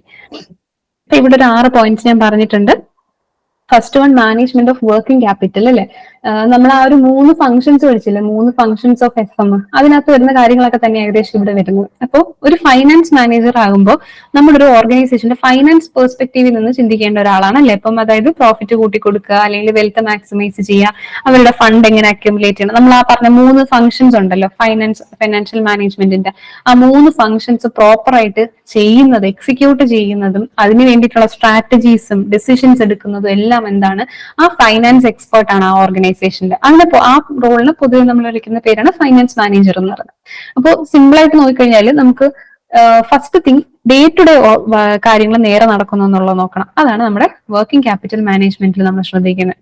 ഇനി പ്രോഫിറ്റ് ഒക്കെ നമുക്ക് എന്തായാലും ഡേ ടു ഡേ ഓപ്പറേഷൻസ് ഒക്കെ പ്രോപ്പർ ആയിട്ട് നടന്നു കഴിഞ്ഞാൽ നമുക്ക് എന്തായാലും പ്രോഫിറ്റ് കിട്ടുമല്ലേ. അപ്പൊ പ്രോഫിറ്റിന് അഡീഷണൽ ആയിട്ട് നമുക്ക് കിട്ടുന്ന ഫണ്ട്, നമ്മുടെ കയ്യിൽ സർപ്ലസ് ആയിട്ടിരിക്കുന്ന ഫണ്ട്, അല്ലെങ്കിൽ പ്രോഫിറ്റിൽ അധികമായിട്ട് കിട്ടുന്ന പ്രോഫിറ്റ്, അധികമായിട്ട് കിട്ടുന്ന ഒരു എമൗണ്ട്, അതിനൊക്കെ എന്ത് ചെയ്യണം, എങ്ങനെ ഡിസ്പോസ് ചെയ്യണം, അല്ലെങ്കിൽ എങ്ങനെ ഡിവിഡൻഡ് കൊടുക്കണം, അല്ലെങ്കിൽ നമ്മൾ എത്ര റീറ്റെയിൻ ചെയ്ത് നമ്മുടെ ആവശ്യത്തിന് മാറ്റി വയ്ക്കണം എന്നൊക്കെയുള്ള കുറെ സ്ട്രാറ്റജിക് ആയിട്ടുള്ള തീരുമാനങ്ങൾ എടുക്കണം. അതും ഫൈനാൻസ് മാനേജർ തന്നെയാണ് ചെയ്യുന്നത്. അപ്പം ഫൈനാൻസ് മാനേജർ സ്വന്തം പ്രോഫിറ്റിന് വേണ്ടിയല്ല ചിന്തിക്കുക, നമ്മുടെ ഓർഗനൈസേഷൻ എന്തൊക്കെ ആവശ്യം എന്നുള്ള രീതിക്ക് ചിന്തിച്ച് ചെയ്യണം അല്ലെ. പിന്നെ പ്രോഫിറ്റ് പ്ലാൻ ചെയ്യണം. അതായത് നമുക്കിപ്പം ഇപ്പൊ ഇവിടെ മാനേജ്മെന്റ് ഓഫ് വർക്കിംഗ് ക്യാപിറ്റൽ എന്നും ഉള്ള ഫംഗ്ഷൻസ് എങ്ങനെയാ റൺ ചെയ്യേണ്ടതെന്ന് അത് പ്രോപ്പറായിട്ട് മാനേജ് ചെയ്യണം. അവിടുത്തെ എക്സ്പെൻസസ് ഒക്കെ പ്രോപ്പറായിട്ട് മാനേജ് ചെയ്യണം അല്ലെ. അപ്പൊ അതിലൂടെ നമുക്ക് പ്രോഫിറ്റും കൂടെ കിട്ടാൻ നോക്കണ്ട. അപ്പൊ എല്ലാ ടൈമിലും ഒരു പ്ലാനിങ് ഉണ്ടാകുന്നത് നമ്മുടെ ഒബ്ജക്റ്റീവ് എന്താണ്, പ്രോഫിറ്റ് കിട്ടുക അല്ലെങ്കിൽ വെൽത്ത് മാക്സിമൈസേഷൻ അല്ലെ. ഈ 2 കാര്യങ്ങൾ, വെൽത്ത് മാക്സിമൈസേഷനും പ്രോഫിറ്റ് പ്ലാനിങ്. അപ്പൊ അതിൽ എപ്പോഴും ഒരു തോട്ട് പ്രോസസ് ഉണ്ടാണ്. എന്ത് വർക്ക് ചെയ്താലും ആ ഒരു രീതിയിൽ ചിന്തിച്ച് തന്നെ പോകണം. ഓക്കെ, പക്ഷെ മെയിൻ ആയിട്ടും വെൽത്ത് മാക്സിമൈസേഷൻ ആണ്. അപ്പൊ അവിടെ എന്തൊക്കെ വരും, എന്തൊക്കെ ചിന്തിക്കും, നമ്മൾ പ്രോഫിറ്റ് ഉണ്ടാക്കുന്നത് ചിന്തിക്കും, എന്തെങ്കിലും കമ്പനിക്ക് റിസ്ക് ഉണ്ടോ എന്നുള്ളത് ചിന്തിക്കും, നമുക്ക് വരുന്ന റിട്ടേൺസ് എന്തൊക്കെയാണ് അവസ്ഥ, എത്ര ടൈമിൽ നമുക്ക് ആ റിട്ടേൺസ് ഒക്കെ കിട്ടും, അങ്ങനത്തെ കുറെ കാര്യങ്ങൾ നമ്മൾ നോക്കും അല്ലെ. പിന്നെ വരുന്നത് അങ്ങനത്തെ ഇവിടെ റിസ്കിന്റെ കാര്യം പറഞ്ഞല്ലേ. ഇപ്പൊ റിസ്ക് ഉണ്ടോ എന്ന് ചെക്ക് ചെയ്യുന്ന രീതികളാണ് ജനറലി ഫിനാൻഷ്യൽ കൺട്രോൾ എന്ന് പറഞ്ഞാൽ. അതായത് നമ്മൾ കുറെ അനാലിസിസ്, കുറെ റേഷ്യോസ് ഇതൊക്കെ കണ്ടുപിടിച്ചിട്ട്, അത് കുറെ ഫൈനാൻസിങ്ങിന്റെ മീനിങ്സ് ഉണ്ട് കേട്ടോ, അതൊക്കെ അക്കൗണ്ടിങ്ങിന്റെ കുറെ ബേസിക്സ് ആണ്. അപ്പൊ അതൊക്കെ അറിയാമെന്നുള്ള ഒരാൾക്ക് ഇത് ഈ കാൽക്കുലേഷൻസിലൂടെ ഇപ്പം ഫിനാൻഷ്യൽ സ്റ്റേറ്റ്മെന്റ്, നമ്മളെ ബാലൻസ് ഷീറ്റ് ഒക്കെ എടുത്തു വെച്ചിട്ട് അവർ അതിൽ നിന്നൊക്കെ ഇൻഫർമേഷൻ എടുത്ത് എന്ത് ചെയ്യും, എന്താണ് ഇപ്പോഴത്തെ അവസ്ഥ, കുറച്ച് ഫ്യൂച്ചറിലോട്ട് ഫോർകാസ്റ്റ് ചെയ്ത് വെക്കുമ്പോൾ എന്തായിരിക്കും എന്നുള്ളതൊക്കെ മനസ്സിലാക്കി കറന്റ് എന്തെങ്കിലും ഇഷ്യൂ ഉണ്ടെങ്കിൽ അത് കൺട്രോൾ ചെയ്യാനുള്ള സ്ട്രാറ്റജീസും എടുക്കുന്നതും ഇദ്ദേഹം തന്നെയാണ്. പിന്നെ help in valuation decisions. Valuation decision എന്ന് പറഞ്ഞാൽ വേറെ ഒന്നുമല്ല, നമ്മുടെ വാല്യുവേഷൻ ഉദ്ദേശിക്കുന്നത് വാല്യൂ ആണ്. നമ്മളൊരു ബിസിനസ് എടുക്കുമ്പോഴത്തേക്കും നമുക്ക് അവിടെ യൂസ് ചെയ്യുന്ന കുറെ പ്രോഡക്ട്സ് ഉണ്ടാവും, നമ്മളവിടെ ക്യാരി ഔട്ട് ചെയ്യുന്ന കുറെ പ്രോജക്റ്റുകൾ ഉണ്ടാവും, പിന്നെ നമ്മുടെ കയ്യിൽ കുറെ അസറ്റ് ഉണ്ടാവും, അല്ലെങ്കിൽ കുറെ കാര്യങ്ങളുണ്ട് അല്ലെങ്കിൽ ഒരു ബിസിനസ്സിന്. അപ്പൊ ഓരോന്നിന്റെ വാല്യൂ എത്രയാണെന്നുള്ളത് നമ്മൾ നോക്കിയിട്ട് വാല്യൂ കൂട്ടേണ്ടത് എവിടെയാണ് കൂടുതൽ വാല്യൂ വരേണ്ടത്, അങ്ങനെ കുറെ ഡിസിഷൻസ് ഒക്കെ എടുക്കുന്നതും ഈ ഫൈനാൻസ് മാനേജർ തന്നെയാണ്. നമുക്ക് സിമ്പിൾ ആയിട്ട് ഒറ്റ വാക്കി വേണമെങ്കിൽ എനിക്ക് പറഞ്ഞോ, ഫിനാൻഷ്യൽ മാനേജ്മെന്റിന്റെ വർക്ക് ചെയ്യുന്ന ആള് എന്ന് വേണമെങ്കിൽ സിമ്പിൾ ആയിട്ട് നമുക്ക് പറയല്ലേ. പക്ഷെ ഞാൻ എന്തുകൊണ്ടാണ് ഇത്രയും നിങ്ങൾക്ക് ഇങ്ങനെ കുറച്ച് എക്സ്റ്റെൻസീവ് ആയിട്ട് പറയുന്നതെന്ന് വെച്ച് കഴിഞ്ഞാൽ കുറെ ടേംസ് നിങ്ങൾ കേട്ടോണ്ടേയിരിക്കുക, ഇങ്ങനത്തെ കുറെ സെന്റൻസുകൾ, കുറെ സ്റ്റേറ്റ്മെന്റ്സ്, കുറെ ടേംസ് കേൾക്കാൻ വേണ്ടിയിട്ടാണ്. കാരണം ഞാൻ പറഞ്ഞില്ല, MCQയിൽ നമ്മൾ എന്താ ഓപ്ഷനിൽ വരിക നമുക്ക് പറയാൻ പറ്റില്ല. ഇപ്പൊ ഞാൻ കുറച്ച് ക്വസ്റ്റ്യൻസ് നിങ്ങൾക്ക് ചെയ്യിപ്പിച്ചു അല്ലേ, അപ്പൊ അവിടെയൊക്കെ കണ്ടോ ഏകദേശം ഒരുപോലെയൊക്കെ തോന്നുന്ന കുറെ കാര്യങ്ങളാണ്. അപ്പൊ നിങ്ങൾ ഇങ്ങനെ കുറെ വേർഡ്സും കുറെ മീനിങ്സും കേട്ടാലേ നിങ്ങൾക്ക് അത് ഫെമിലിയറൈസ് ആവുള്ളൂ. ഓക്കെ, അതാണ് മെയിൻ ആയിട്ട് ഉദ്ദേശിക്കുന്നത്. അപ്പോൾ ഇത്രയും കാര്യങ്ങൾ ഇപ്പോൾ ഒരു ഫൈനാൻസ് മാനേജറിന്റെ കാര്യം നിങ്ങൾക്ക് മനസ്സിലായി. ഇനി ഞാൻ ഒരു ഫൈനാൻസ്, നമ്മളിപ്പോ സാധാരണ ഒരാളുടെ ജോബ് എങ്ങനെയായിരിക്കും എന്നുള്ള മനസ്സിലാക്കാൻ അവരുടെ JD നോക്കും അല്ലെ, ജോബ് ഡിസ്ക്രിപ്ഷൻ നോക്കും. അപ്പൊ നമുക്ക് അതുപോലൊരു ഫൈനാൻസ് മാനേജറിന്റെ ഡ്യൂട്ടീസും റോൾ ആൻഡ് റെസ്പോൺസിബിലിറ്റീസ് എക്സ്പ്ലെയിൻ ചെയ്തിട്ടുള്ള ഒരു ജോബ് ഡിസ്ക്രിപ്ഷൻ ഇവിടെ വെച്ചിട്ടുണ്ട്. അപ്പൊ ഇതിൽ കുറച്ചുകൂടെ നമുക്ക് ഒരു ഐഡിയ കിട്ടും ആ ആൾ എന്തൊക്കെയാ ചെയ്യേണ്ടതെന്നുള്ളത്. അപ്പൊ അതായത് അയാളുടെ റോൾ എന്താണെന്നുള്ളത്. അപ്പൊ ഇവിടെ ജസ്റ്റ് ഒരു 10-12 പോയിന്റ്സ് ഉണ്ട്, അതൊന്ന് വായിക്കാം. ഓക്കെ, സോ ഫസ്റ്റ് ആണ് നടന്നത് leading financial management team. So ഇന്നത്തെ ഒരു സിനാരിയോയിൽ, ഇന്നത്തെ ഈ ഇടയ്ക്ക് എന്ന് പറഞ്ഞാൽ നമ്മളെല്ലാ ഓർഗനൈസേഷനിലും ഫൈനാൻസിന് വേണ്ടിയിട്ട് ഒരു ടീം പലപ്പോഴും കാണാറുണ്ട്. അപ്പൊ ആ ടീമിനെ ലീഡ് ചെയ്യേണ്ടത് ഈ ഫൈനാൻസ് മാനേജർ ആണ്. പിന്നെ വരുന്നത് prepare a financial report and submit to the top management. ഇവരിങ്ങനെ കുറെ ഡിപ്പാർട്ട്മെന്റ്സ് ഉണ്ടാവുമല്ലോ, കുറെ ഡിപ്പാർട്ട്മെന്റ്സ് ഉണ്ടാവില്ലേ, HR കാണും, ഫൈനാൻസ് കാണും, പിന്നെ ഓപ്പറേഷൻസ് ഡിപ്പാർട്ട്മെന്റ് കാണും, പിന്നെ അങ്ങനെ കുറെ ഏതെങ്കിലുമൊക്കെ ഡിപ്പാർട്ട്മെന്റ് ആണ്. ഇപ്പൊ എനിക്ക് വേറെ ഒന്നും ഓർമ്മ വരുന്നില്ല. അപ്പോൾ ഇവരെയൊക്കെ മാനേജ് ചെയ്യുന്നുണ്ട് ഒരു ടോപ്പ് ലെവലിൽ, എന്താണ് ഒരു ടോപ്പ് മാനേജ്മെന്റ് കാണും അല്ലെ. നിങ്ങൾ മാനേജ്മെന്റിൽ ഫസ്റ്റ് മൊഡ്യൂളിൽ പഠിച്ചിട്ടുണ്ടാവില്ലേ, ലെവൽസ് ഓഫ് മാനേജ്മെന്റ് ഒക്കെ പഠിച്ചിട്ടുണ്ടാവും അല്ലെ. അപ്പൊ അതിൽ വരുന്നതാണ് നമ്മുടെ ബോർഡ് ഓഫ് ഡയറക്ടേഴ്സ്. അവരുടെ താഴെ ഇവരൊക്കെ ഈ മാനേജേഴ്സ് ഒക്കെ വരത്തുള്ളൂ അല്ലെ. അപ്പൊ ഇവർക്ക് എന്ത് ചെയ്യണം, ഈ മാനേജേഴ്സ്, ഫൈനാൻസ് മാനേജറും HR മാനേജറും ഓപ്പറേഷൻസ് മാനേജറും ഒക്കെ എന്ത് ചെയ്യണം, അവർക്ക് റിപ്പോർട്ട് കൊടുക്കണം. അപ്പൊ ആ ഫൈനാൻഷ്യൽ റിപ്പോർട്ട് പ്രിപ്പയർ ചെയ്യേണ്ടത് ഫൈനാൻസ് മാനേജർ ആണ്. പിന്നെ ഫൈനാൻഷ്യൽ അഡ്വൈസ് കൊടുക്കുക. ഇപ്പൊ ഈ ബോർഡ് ഓഫ് ഡയറക്ടേഴ്സ് എന്ന് പറയുന്നത് അവർക്ക് എല്ലാ ഫീൽഡിലും ഒന്നും എക്സ്പീരിയൻസ് ആണല്ലോ. അപ്പൊ അവർ HR-ന്റെ ഫൈനാൻസിന്റെ എല്ലാ മാനേജേഴ്സിന്റെ അഡ്വൈസ് കൊടുക്കുക. ഫിനാൻഷ്യൽ അഡ്വൈസ് ആരെയും എടുക്കുന്നത്, ഫൈനാൻസ് മാനേജറിന്റെ എടുക്കുക. പിന്നെ വരുന്നത് take most beneficial financial decision. ഇപ്പൊ നമുക്ക് റെഗുലർലി ഇവരുടെ വർക്ക് എന്ന് പറഞ്ഞാൽ എന്താണ്, ഫൈനാൻഷ്യൽ ഡിസിഷൻസ് എടുക്കുക. ഫൈനാൻസ് റിലേറ്റഡ് ആയിട്ടുള്ള ഡിസിഷൻസ് എല്ലാ ദിവസവും ഇവർക്ക് എടുക്കേണ്ടി വരും അല്ലെ. അപ്പൊ അതെപ്പോഴും ആ കമ്പനിക്ക് അല്ലെങ്കിൽ ആ ഓർഗനൈസേഷന് ഏറ്റവും ബെനിഫിഷ്യൽ ആയിട്ട് വരുന്ന രീതിയിൽ എടുക്കണം എന്നുള്ളതാണ് മെയിൻ ആയിട്ടുള്ള ഒരു മോട്ടീവ് എന്ന് പറയുന്നത്. ഓക്കെ, അപ്പൊ എപ്പോഴും മോസ്റ്റ് ബെനിഫിഷ്യൽ ആയിട്ടുള്ള ഫിനാൻഷ്യൽ ഡിസിഷൻ എടുക്കാൻ ശ്രമിക്കണം. പിന്നെ അടുത്ത് എന്താണ്, do long term financial planning. ഒരു ഓർഗനൈസേഷൻ ഒരു ലോങ് ടേം, ഒരു 5 വർഷം, ഒരു 10 വർഷത്തെ കാലയളവിൽ എങ്ങനെയായിരിക്കണം ഫിനാൻഷ്യൽ പൊസിഷൻ എന്നുള്ളത് പ്ലാൻ ചെയ്ത് അതിനുവേണ്ടി എന്തൊക്കെ പ്രോജക്ട്സ് ചെയ്യണം, അതിനുവേണ്ടി എന്തൊക്കെ സാധനങ്ങൾ ഇവർക്ക് അസറ്റുകൾ അക്യുമുലേറ്റ് ചെയ്യേണ്ടി വരും, അല്ലെങ്കിൽ എത്രത്തോളം എക്സ്പാൻഷൻ കൊണ്ടുവരേണ്ടി വരും, അങ്ങനത്തെ ആ ഒരു സിറ്റുവേഷൻ അനലൈസ് ചെയ്ത് അതിന് വേണ്ടുന്നുള്ള ആവശ്യങ്ങൾ എന്തൊക്കെയാണെന്നുള്ളത് പ്രോപ്പർ ആയിട്ട് പ്ലാൻ ചെയ്ത് കമ്മ്യൂണിക്കേറ്റ് ചെയ്യണം. അതും ഇമ്പോർട്ടൻ്റ് ആണ്. എന്ത് ചെയ്താലും ഒരു ലോങ് ടേം വിഷൻ ഉണ്ടാവണം. പിന്നെ വരുന്ന analysis of financial data to evaluate the performance. ഇപ്പം കുറെ സ്ട്രാറ്റജീസും ഡിസിഷൻസും ഒക്കെ എടുക്കും, പക്ഷെ ഇത് നല്ല രീതിയിൽ പോകുന്നു എന്നുള്ളത് നമ്മൾ എന്ത് ചെയ്യണം, ഇവാലുവേറ്റ് ചെയ്തുകൊണ്ടേയിരിക്കണം അല്ലെ. അപ്പൊ അതിന് വേണ്ടിയിട്ട് പെർഫോമൻസ് ഇവാലുവേഷൻ നടത്തുക. ആ ഇവാലുവേഷൻ നടത്താൻ വേണ്ടിയിട്ട് നമുക്ക് ഡേറ്റ വേണം അല്ലെ. അപ്പൊ ഫിനാൻഷ്യൽ ഡേറ്റ എക്സ്ട്രാക്ട് ചെയ്ത് അത് അനലൈസ് ചെയ്തിട്ട് എന്ത് ചെയ്യും അവര്, ഈ എടുത്ത സ്ട്രാറ്റജിക് ആയിട്ട് എടുത്ത ഡിസിഷൻ പ്രോപ്പർ ആയിരുന്നോ, അതിന് ആ ഉദ്ദേശിച്ച എഫക്ട് കിട്ടുന്നുണ്ടോ എന്നൊക്കെയുള്ള കാര്യങ്ങൾ ചെയ്യും. അപ്പൊ കുറെ അനലിറ്റിക് ആയിട്ടുള്ള പ്ലാനിങ്, സ്ട്രാറ്റജിക് ആയിട്ടുള്ള കുറെ വർക്ക് എന്ത് ചെയ്യും ഈ ഫിനാൻഷ്യൽ മാനേജർ ചെയ്യുന്നുണ്ട്. പിന്നെ വരുന്നത് take investment and financing decisions. ഇപ്പൊ ഇൻവെസ്റ്റ്മെന്റ് ഫൈനാൻസിങ് ഡിസിഷൻസ് വേണമെങ്കിൽ ഇവിടെ നമുക്ക് ഇതും കൂടെ എഴുതാം, ആൻഡ് ഡിവിഡൻഡ് ഡിസിഷൻസ് ഒന്നും കൂടി അല്ലെ. ഫിനാൻഷ്യൽ മാനേജ്മെന്റിന്റെ 3 ഫംഗ്ഷൻസും, അതായത് 3 ഡിസിഷൻസും എടുക്കുന്നത് ഇവരാണ്. ഇൻവെസ്റ്റ്മെന്റ് റിലേറ്റഡ് ആവട്ടെ, ഫൈനാൻസിങ് റിലേറ്റഡ് ആവട്ടെ, ഡിവിഡൻഡ് റിലേറ്റഡ് ആവട്ടെ, ഇതെല്ലാം ഇവർ ചെയ്യുന്നുണ്ട്. പിന്നെ ഫോർകാസ്റ്റിംഗ് ഓഫ് ഫൈനാൻഷ്യൽ ഔട്ട്കം. നമ്മളിവിടെ ഈ ഒരു പെർഫോമൻസ് ഇവാലുവേറ്റ് ചെയ്തതുപോലെ നമ്മളിവിടെ പ്ലാനിങ് ചെയ്യില്ലേ, ഫൈനാൻഷ്യൽ പ്ലാനിങ് ചെയ്യുമ്പോൾ അതിന്റെ ഔട്ട്കം എന്തായിരിക്കും എന്നും കൂടെ നമ്മളൊന്ന് പ്രെഡിക്റ്റ് ചെയ്യുന്നത് എപ്പോഴും നല്ലതാണ് അല്ലെ. പ്രെഡിക്റ്റ് ചെയ്തിട്ട് നല്ലതായിട്ട് വരുന്നു ഫോർകാസ്റ്റ് ചെയ്യുമ്പോഴത്തേക്കും അത് മുൻകൂട്ടി നമ്മൾ പ്രവചിക്കുവാണ് എങ്ങനെയായിരിക്കും അതിന്റെ ഔട്ട്കം. അത് നല്ലതാണെങ്കിൽ ആ പ്രൊജക്റ്റുമായിട്ട് നമുക്ക് മുന്നോട്ട് പോകാം, അല്ലെങ്കിൽ ആ പ്ലാനുമായിട്ട് മുന്നോട്ട് പോകാം. സോ അങ്ങനത്തെ ഫോർകാസ്റ്റിംഗ് വർക്ക് ഇവർ ചെയ്യാറുണ്ട്. പിന്നെ maximize the return on investment. നമ്മളിപ്പോ കുറെ ഇൻവെസ്റ്റ്മെന്റ് ചെയ്യല്ലോ, നമ്മൾ കിട്ടുന്ന ഫണ്ട്സ് പലയിടത്തായിട്ട് അലോക്കേറ്റ് ചെയ്ത് കൊടുക്കും. അത് മാക്സിമൈസ് ചെയ്യാനായിട്ട് ശ്രമിക്കണം. അതായത് അതിന് കിട്ടുന്ന റിട്ടേൺസ് മാക്സിമൈസ് ചെയ്യാനായിട്ട് ശ്രമിക്കുക. നമ്മൾ ഇവിടെ എവിടെയോ പറഞ്ഞല്ലോ, ഇവിടെ 4th പോയിന്റിൽ take the most beneficial financial decision. നമുക്ക് തിരിച്ച് ബെനിഫിറ്റ് കിട്ടുന്ന രീതിയിലുള്ള ഡിസിഷൻ എടുക്കണം അല്ലേ. അപ്പോൾ നമ്മൾ റിട്ടേൺസ് കൂട്ടാനായിട്ട് ശ്രമിക്കണം. Continuously monitor the liquidity and optimise flow of funds. Liquidity കഴിഞ്ഞ ക്ലാസ്സിൽ നമ്മൾ പറഞ്ഞൊരു ടേം ആണ്. ലിക്വിഡിറ്റി എന്ന് പറയുമ്പോൾ എന്താണ്, നിങ്ങൾക്ക് ഓർമ്മയുണ്ടോ? വാക്ക് എന്തായിരുന്നു? ഞാൻ അതിന് ലിക്വിഡിറ്റി എന്ന് പറയുമ്പോൾ ഓർക്കേണ്ട ഒരു കാര്യം പറഞ്ഞിട്ടുണ്ട്. എന്താണ്? ആരെങ്കിലും ഒരാൾ പറയാം, ഓർമ്മയുണ്ടോ നോക്കട്ടെ. ലിക്വിഡിറ്റി, പ്രോഫിറ്റബിലിറ്റി, മാനേജ്മെന്റ്, അങ്ങനെ 3 ടേംസ് നമ്മളൊരു സ്ലൈഡിൽ ഇങ്ങനെ പഠിച്ചിട്ടുണ്ട്.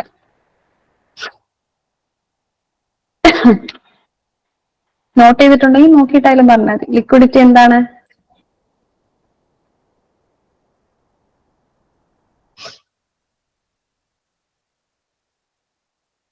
ഷോർട്ട് ടേം ഫണ്ട്സ് എന്ന് പറയുമ്പോൾ, ബട്ട് ഷോർട്ട് ടേം അതാണ് നമ്മുടെ ഉദ്ദേശം അവിടെ. ലിക്വിഡിറ്റി പറയും. ക്ലിയർ ആയിട്ടില്ല കേട്ടോ. ഒബ്ലിഗേഷൻസ് ക്ലിയർ ആയില്ല, എനിക്ക് കേട്ടിട്ട് വ്യക്തമായില്ല വാക്ക് എന്താന്ന് പറഞ്ഞേ. Short term obligations. Short term obligations. Okay. അപ്പൊ നമ്മൾ മെയിൻ ആയിട്ട് ഉദ്ദേശിച്ചത്, നമുക്ക് ഷോർട്ട് ടേമിൽ നമ്മൾ ഡേ ടു ഡേ ഓപ്പറേഷൻസ് ഉണ്ടല്ലോ, ഷോർട്ട് ടേമിൽ ചെയ്യുന്നത്. ഡേ ടു ഡേ എന്ന് പറയുമ്പോൾ ചെറിയൊരു പീരീഡ് ഓഫ് ടൈമിൽ നമ്മൾ ചെയ്ത് തീർക്കേണ്ടതല്ല. അപ്പൊ ഷോർട്ട് ടേമിൽ നമുക്ക് കുറച്ച് ചെയ്യേണ്ട കാര്യങ്ങളുണ്ട്. അത് സ്മൂത്ത് ആയിട്ട് നടക്കുന്നു എന്നുള്ള എൻഷുർ ചെയ്യുന്നതാണ് ഹൈ ലിക്വിഡിറ്റി ഉള്ള ഒരു ഓർഗനൈസേഷന്റെ പ്രത്യേകത. ലിക്വിഡിറ്റി എന്ന് ഉദ്ദേശിക്കുന്നത് നമുക്ക് സ്മൂത്ത് ആയിട്ട് ഷോർട്ട് ടേം ഓപ്പറേഷൻസ് റൺ ചെയ്യാൻ പറ്റുന്നു എന്നുള്ളതാണ്. അപ്പൊ ആ ലിക്വിഡിറ്റി നമ്മൾ എത്രത്തോളം നന്നായിട്ട് ഡേ ടു ഡേ ഓപ്പറേഷൻസ് ചെയ്യുന്നു എന്നുള്ളത് മോണിറ്റർ ചെയ്തുകൊണ്ടേയിരിക്കണം. അതൊരു വർക്കാണ്. And optimise the flow of fund. Okay, ഫണ്ടിന്റെ ഫ്ലോയും ഒപ്റ്റിമൈസ് ചെയ്യണം. അതായത് നമുക്ക് കറക്റ്റ് ആയിട്ട് ഫണ്ട്സ് വന്നുകൊണ്ടിരിക്കുന്നുണ്ടോ, നമ്മൾ ഔട്ട്ഫ്ലോയും ഇൻഫ്ലോയും ഒക്കെ കറക്റ്റ് ആയിട്ട് നടക്കുന്നുണ്ടോ എന്നുള്ളത് മോണിറ്റർ ചെയ്യണം. അത് ഇമ്പോർട്ടന്റ് ആണ്. പിന്നെ അടുത്ത 2 ലാസ്റ്റ് പോയിന്റ് പറഞ്ഞിട്ടുള്ളത് work with financial analyst. Okay, അതായത് ഒരു ഫിനാൻഷ്യൽ അനലിസ്റ്റിന്റെ വർക്ക് എന്താണ്? ഈ ഫിനാൻഷ്യൽ ഡേറ്റ എടുത്ത് അനാലിസിസ് ചെയ്യുക എന്നുള്ളതാണ്. ഡിസിഷൻസ് അവരെടുക്കത്തില്ല.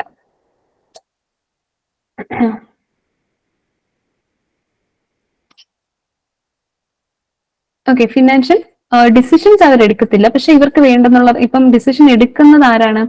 നമ്മുടെ ഫിനാൻഷ്യൽ മാനേജർ ആണല്ലേ. അപ്പോൾ ഫിനാൻസ് മാനേജർ റിക്വസ്റ്റ് ചെയ്യുന്ന എല്ലാ വർക്കും അവരുടെ അവർക്ക് വേണ്ടുന്ന അനാലിസിസും കാര്യങ്ങളും ഡേറ്റ ഒക്കെ എടുത്ത് റിപ്പോർട്ട് ഉണ്ടാക്കുന്നതും ഒക്കെ കുറേയൊക്കെ വർക്ക് എന്ത് ചെയ്യും?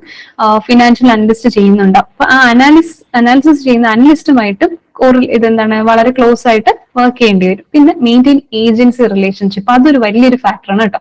അതായത് നമുക്കറിയാം, ഇപ്പൊ ഫിനാൻസ് മാനേജറിന്റെ കാര്യങ്ങൾ വർക്കിൽ എന്ന് പറഞ്ഞാൽ നമുക്ക് ഫണ്ട് അക്യുമുലേറ്റ് ചെയ്യുന്ന ഡിസിഷൻസ് എടുക്കണം, അത് ഇൻവെസ്റ്റ് ചെയ്യുന്നത്, പിന്നെ ഇത് നമ്മുടെ ഷെയർ ഹോൾഡേഴ്സിന് പ്രോഫിറ്റ് കിട്ടുമ്പം ഇത് കൊടുക്കുന്നത്, ഡിവിഡൻഡ് ഒക്കെ കൊടുക്കുന്നത്, ഇങ്ങനെ കുറെ വർക്ക് ഉണ്ട്. അപ്പൊ ഇവർക്കെന്ന് പറഞ്ഞാൽ ഡിസിഷൻസ് എടുക്കുന്നതെല്ലാം കുറെ ആൾക്കാരുമായിട്ട് റിലേഷൻഷിപ്പ് ഉണ്ട്. സോ ഏജൻസി റിലേഷൻഷിപ്പ് എന്ന് പറഞ്ഞാൽ ആ ബിസിനസ്സിനെ റിപ്രസെന്റ് ചെയ്ത് ഇവർക്ക് പല ആൾക്കാരുമായിട്ട് എന്ത് ചെയ്യണം, കമ്മ്യൂണിക്കേഷൻസ് റെഗുലർ ആയിട്ട് കീപ്പ് ചെയ്യേണ്ടവരാണ്. അപ്പൊ അവർക്ക് എന്താണ്, ആ ഒരു റിലേഷൻഷിപ്പ് മെയിൻറ്റെയിൻ ചെയ്യേണ്ടത് ഭയങ്കര ഇമ്പോർട്ടന്റ് ആയിട്ടുള്ള ഒരു കാര്യമാണ്. സോ അതും അവരുടെ ഒരു ഫൈനാൻസ് മാനേജറിന്റെ ഡിസ്ക്രിപ്ഷനിലായിട്ട് വരും. ഓക്കെ, സോ ഇപ്പൊ നിങ്ങൾക്ക് വീണ്ടും കുറെ കൂടെ കാര്യങ്ങൾ, കുറെ ടേംസ് ഇങ്ങനെ കിട്ടി. നിങ്ങൾ ഇടയ്ക്കിടയ്ക്ക് ഈ ടേംസ് ഒക്കെ എടുത്തൊന്ന് വായിച്ചു നോക്കുക. അതാണ് ഞാൻ ഇത്രയും പോയിന്റ്സ് ഇതിൽ ഇൻക്ലൂഡ് ചെയ്യും. ഇനിയും കുറച്ചുകൂടെ പോയിന്റ്സ് വെച്ചിട്ടുണ്ട്. എനിക്കറിയാം നിങ്ങൾക്ക് നല്ല ബോറടിക്കും എന്നുള്ളത്, ബട്ട് സ്റ്റിൽ പിന്നീട് നിങ്ങൾ ജസ്റ്റ് ഒന്ന് ഇടയ്ക്ക്, ഇപ്പൊ ഇത്രയും കേട്ടാലും റെപ്പറ്റീഷൻ ആയിട്ട് തോന്നിയാലും തന്നെ നിങ്ങൾക്ക് പിന്നീട് അത് യൂസ്ഫുൾ ആയിരിക്കും കേട്ടോ. ഓക്കെ ആണോ? ക്ലിയർ ആണോ? Okay okay okay okay, leave ചെയ്തോളൂ. Thank U.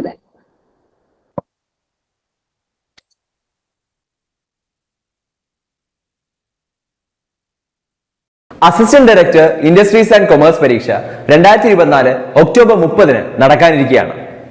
ഈ ഒരു പരീക്ഷയ്ക്ക് ഉയർന്ന റാങ്കാണോ നിങ്ങളുടെ ലക്ഷ്യം? എന്നാൽ ഇതുവരെ പ്രിപ്പറേഷൻ ട്രാക്കിലേക്ക് കൊണ്ടുവരാൻ സാധിച്ചിട്ടില്ലേ? എങ്കിൽ ഇതാ നിങ്ങൾക്കായി tech PSC intensive online crash course batch ആരംഭിച്ചിരിക്കുകയാണ്.